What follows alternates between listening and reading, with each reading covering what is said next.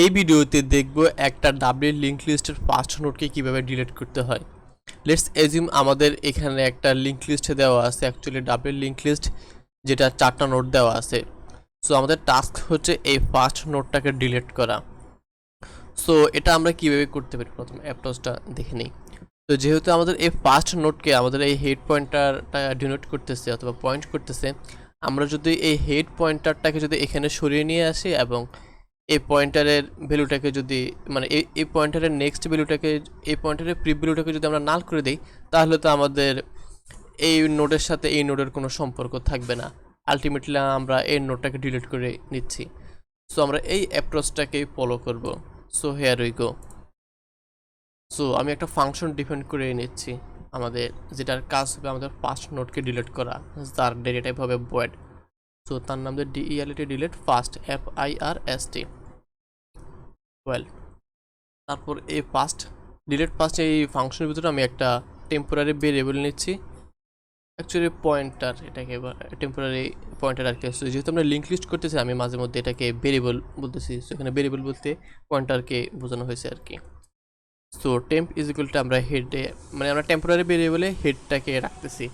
আচ্ছা, তারপর head is equal to head next করে দিচ্ছি, মানে হেডের ভ্যালুকে আমরা একবার সামনে সরিয়ে দিচ্ছি।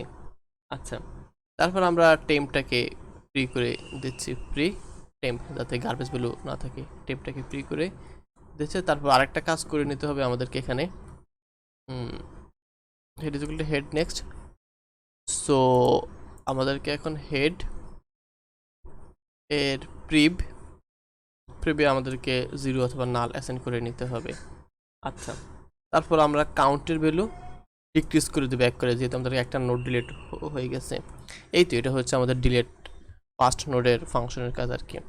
আচ্ছা, সো এখানে আমাদেরকে 4টা নোট দেওয়া, অ্যাকচুয়ালি 5টা নোট দেওয়া আছে।